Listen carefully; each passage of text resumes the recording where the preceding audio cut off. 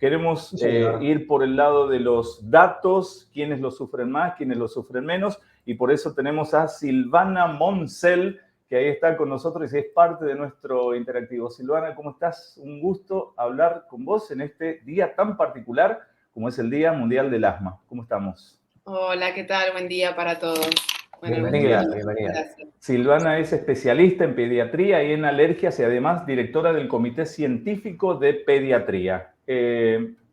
Silvana, el asma, ¿cómo estamos a nivel país, a nivel números, a nivel salud de los argentinos que están con este mal que lo llevan encima?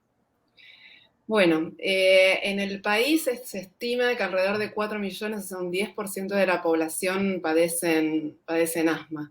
Uh-huh. Y la verdad es que es un número muy significativo y lo que más preocupa es que es un número que va en aumento porque el asma es una de las enfermedades más prevalentes, por lo cual es muy interesante que nos ocupemos cada vez más, así como estamos haciendo en este momento en los medios de difusión, para poder hablar y para concientizar, y esa es una de las razones por el cual hoy se celebra el Día Mundial del Asma, ¿no? Esencialmente para concientizar sobre la enfermedad.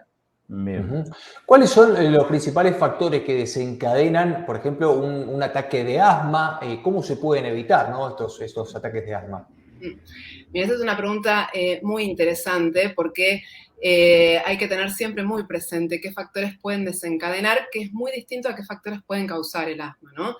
Y los desencadenantes son todos aquellos factores que en un paciente que tiene asma, que es una vía aérea, unos pulmones y unos bronquios inflamados, donde hay una predisposición a que esa inflamación aumente y por lo tanto cierre esos bronquios, y ahí es donde permite la aparición del síntoma. Estos desencadenantes juegan un rol muy especial. Y entre ellos pueden ser factores ambientales como los alérgenos, factores, por supuesto, climáticos, el humo del tabaco, las virosis, que ahora en este momento empiezan a aparecer tan frecuentemente. Uh-huh. Silvana, ahora que dijiste la cuestión climática, me acuerdo de un caso particular de mi niñez. Toda una familia que vivía en Clorinda, Formosa, se tuvieron que trasladar a la provincia de Mendoza, que es mucho más seca, precisamente porque 2 de esos miembros de la familia eran asmáticos. Si no lo hacían, les habían dicho en aquellos años que corrían el riesgo de que esas personas podían morir. ¿Se puede llegar a ese extremo, Silvana? Mira, en la pregunta que me hiciste hay varios puntos súper interesantes. Voy a empezar por contestarte el último. La realidad es que sí, que hoy en día, a pesar del avance en el conocimiento que hemos tenido de la enfermedad en los últimos 30 años, es mucho lo que hemos aprendido y lo que seguimos aprendiendo, y con ese avance en el conocimiento también tenemos avances en los tratamientos, ¿sí? Pero también muchas veces la falta del acceso a esos tratamientos o la falta del tratamiento adecuado puede llevar a que el paciente no tenga el control de la enfermedad. Y aún hoy sí siguen siendo posibles los casos fatales de asma. Pero bueno, la buena noticia, que siempre hay que mirarla y pensar en positivo, es que hay mucho por hacer para que este porcentaje cada vez se reduzca más. Silvana, ¿a largo plazo una persona se puede curar del asma o si tiene esa condición, bueno, la va a tener de por vida? El asma no tiene cura porque es una inflamación crónica de las vías aéreas, pero sí con un tratamiento adecuado, un diagnóstico oportuno, un tratamiento adecuado para cada paciente, el paciente puede controlar su enfermedad y el paciente puede estar hasta incluso libre de síntomas sin requerir medicación. Eso, por supuesto, siempre va a depender de la gravedad, ¿no? Del asma de cada paciente, porque hay distintos niveles de gravedad, pero sí, el paciente puede estar sin síntomas y tener una calidad de vida excelente. Claro. Silvana, consulta, para por ahí algún niño, algún adolescente que no lo sepa y que haya leído o escuchado la palabra asma, ¿qué le pasa a una persona que sufre de asma cuando tiene un ataque de estos? ¿Qué le sucede a su cuerpo y a esa persona? Bueno, mira, te voy a hablar, ya que me preguntas exclusivamente de los niños y de los adolescentes, como hablo con los pacientes, no en el consultorio. Nosotros tenemos que pensar que nuestra vía aérea es como un arbolito, donde tenemos el pulmón, que son todas las hojitas, y las ramitas, por donde circula el aire que nos permite respirar. como esas hojitas, esos tubitos, los imaginamos ¿sí? Como una gran tubería por donde el aire entra y sale, pero con la diferencia de que están un poquito inflamados. Esa inflamación, ¿qué significa? Que tienda a poder cerrarse.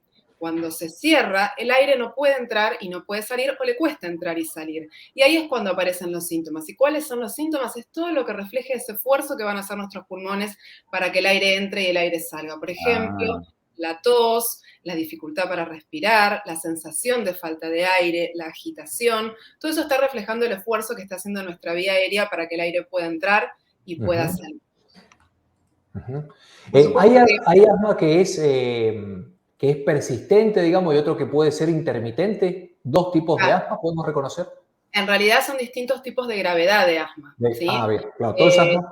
Cuando hablamos de intermitente o de persistente. Y lo que nos está hablando es de la cantidad, de la regularidad en que el paciente tiene síntomas. ¿sí? Un paciente que tiene síntomas en forma intermitente, bueno, la palabra misma lo dice, puede estar libre de síntomas y va a requerir un tratamiento determinado. El paciente que tiene un asma persistente, los síntomas son mucho más frecuentes. Nosotros cuando analizamos un paciente y vemos un paciente, vemos ese paciente, cómo son sus síntomas durante la noche, durante el día, en la actividad cotidiana, si es un niño en la actividad escolar, si es un adulto en la actividad laboral. Bueno, y frente a eso, obviamente, nos planteamos distintas posibilidades de tratamiento que hay. Y doctora, en ese caso, ¿cómo se ve afectada la calidad de vida del que tiene, por ejemplo, asma persistente? ¿Puede realizar deportes como cualquier otra persona con ciertos cuidados? ¿Hay ciertas actividades que, bueno, se le están vedadas para esa persona?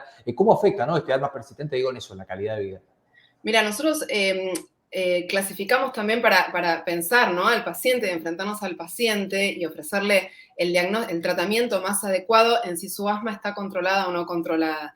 La realidad es que el objetivo nuestro del tratamiento y del paciente es tener una vida totalmente normal, poder hacer ejercicios, poder hacer deporte, porque de hecho es una indicación, el paciente con asma debe hacer deporte porque es parte de un tratamiento adecuado, por supuesto, en un estado de mayor control de los síntomas. Entonces, un paciente, por supuesto, que está con un asma grave, si no está controlada esa asma grave o esa asma persistente, bueno, en ese momento, obviamente, su vida diaria va a estar muy afectada, ¿sí? Tanto en lo laboral, si es en niños o en adolescentes en lo escolar, y acá entra todo el entorno familiar, ¿no?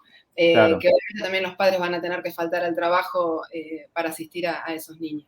Silvana, compartimos con la gente de la comunidad, así es como llamamos nosotros a nuestra gente que nos está viendo y escuchando, algunos datos generales, ¿no? Relativos a la Argentina. 4 millones de argentinos que tienen asma, que la sufren, el 9% de niños, 11% de adolescentes. Ya sé que es posible que tantos datos de tantos países sea imposible contenerlos en una charla, pero ¿qué pasa con esos países, por ejemplo, Indonesia, Centroamérica, que son húmedos por naturaleza? Los niveles allá son mucho más graves, la incidencia del asma es mucho, no quiero decir la palabra mortal, pero mucho más complicado que en la Argentina. Mira, en esos países también quizás el factor que más afecta es la baja acceso a recursos, ¿no? Que los pacientes puedan tener. En aquellos países donde hay menores recursos, la verdad que el acceso de los pacientes a un diagnóstico oportuno, a un tratamiento adecuado, a veces se tarda muchos años hasta llegar a un diagnóstico por un montón de factores, porque el paciente no tiene acceso a los estudios diagnósticos o por falta de información del paciente o por falta de información hasta del sistema propio de salud. Entonces, quizás en esos países estén más afectados por esta falta de recursos. Por eso, hoy, en el Día Mundial del Asma, que es una iniciativa de China, que se ocupa, obviamente, de trabajar en todo lo concerniente a esta enfermedad. Este año tiene un lema que es el cuidado del asma para todos. Y esto habla de esto, ¿no? Del acceso que todos los pacientes de asma deberían tener, tanto al diagnóstico como a un control de la enfermedad para mejorar la calidad de vida, e invita a tomar instancia, a tomar las riendas en todas estas actividades y estas necesidades a nivel público, ¿no? Bien, Silvana, ya para despedirnos, ahí acabamos de anotar, lema del 2022, el cuidado del asma para todos. Y Sí. dejamos el Instagram, el tuyo, ¿no?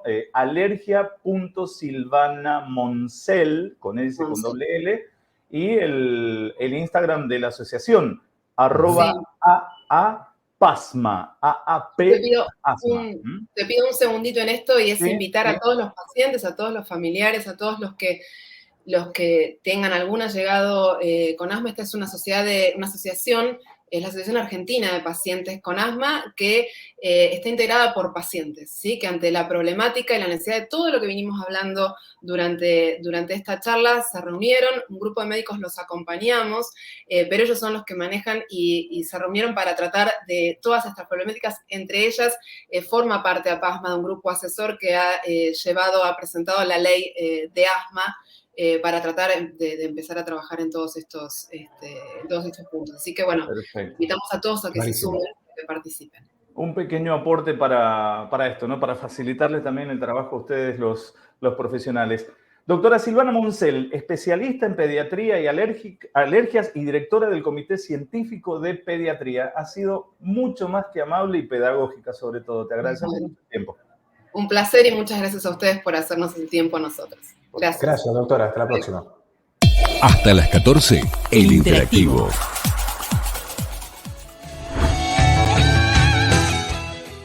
Bueno, a ver, señor Alejandro. Me quiero quedar minutos, con sí. una sola cosita nada más, la tranquilidad que nos brindó la doctora, sobre todo para esos papás que de pronto ven que el bebé o la nena o el nene empieza a tener complicaciones. A no desesperar, hay tratamiento, cuanto antes lo hagas, mucho mejor, no te sientas solo. Incluso la asociación, como Silvana lo estaba diciendo, está integrada por gente que tiene asma, o sea, nadie habla en tercera persona, sino que hablan en primera persona. Eso está muy bueno para